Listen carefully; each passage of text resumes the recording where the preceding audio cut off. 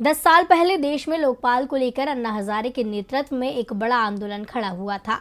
उस समय केंद्र में कांग्रेस की सरकार थी। आंदोलन के आगे सरकार झुकी। बाद में लोकपाल की नियुक्ति हुई, लेकिन उसे वो अधिकार नहीं मिले जिसके लिए देश भर में आंदोलन हुआ था।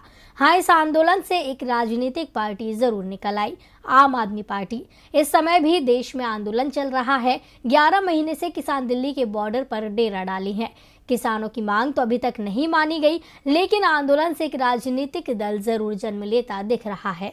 कृषि कानूनों के खिलाफ देश भर में किसानों का आंदोलन चल रहा है।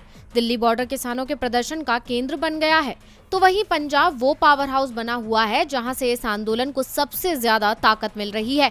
पंजाब में 3 महीने में ही विधानसभा चुनावों का भी ऐलान होना है और पंजाब के बारे में ये साफ साफ कहा जा रहा है कि जिस ओर किसान जाएगा सरकार उसकी ही बनेगी।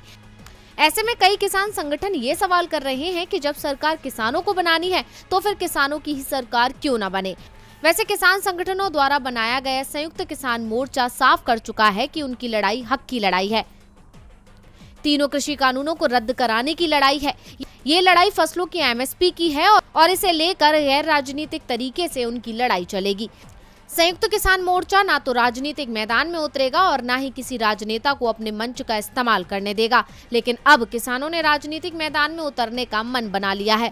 भारतीय किसान यूनियन के नेता गुरनाम सिंह चढ़ूनी ने किसानों की सियासी पार्टी बनाने के संकेत दे दिए हैं। चढ़ूनी ने दावा किया कि संयुक्त किसान मोर्चा में कुछ संगठन उनके साथ हैं। हाँ, अधिकांश संगठन जरूर राजनीतिक दल बनाने के विरोध में है, लेकिन अब मैंने तय कर लिया है कि मैं राजनीतिक पार्टी बनाऊंगा और इसकी जल्द ही घोषणा कर दी जाएगी। भारतीय किसान यूनियन जिस राजनीतिक दल का गठन करेगा उसके सभी उम्मीदवार किसान ही होंगे। पार्टी को लेकर रायशुमारी की जा रही है। चढ़ूनी ने कहा कि बिना राज के धर्म भी नहीं चल सकता है।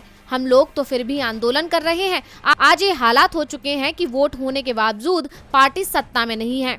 जिनके पास वोट नहीं है वो सत्ता चला रहे हैं। किसानों के पास वोट हैं, लेकिन फिर भी वह अपनी हक की लड़ाई लड़ रहे हैं। सड़कों पर आंदोलन करना पड़ रहा है, जबकि जिनके पास वोट नहीं है वो कॉर्पोरेट घराने देश पर राज कर रहे हैं। इसके साथ ही चढ़ूनी ने ये भी कहा कि संयुक्त किसान मोर्चा को हरियाणा की ऐलानाबाद विधानसभा सीट पर भी अपना उम्मीदवार उतारना चाहिए था। चढ़ूनी ने सियासी पार्टी बनाने का ऐलान कर दिया है, लेकिन संयुक्त किसान मोर्चा की ओर से भी साफ कर दिया गया है कि यदि चढ़ूनी ने राजनीतिक दल बनाया तो उनके साथ भी वो ही बर्ताव होगा जो अन्य राजनीतिक दलों के साथ हो रहा है।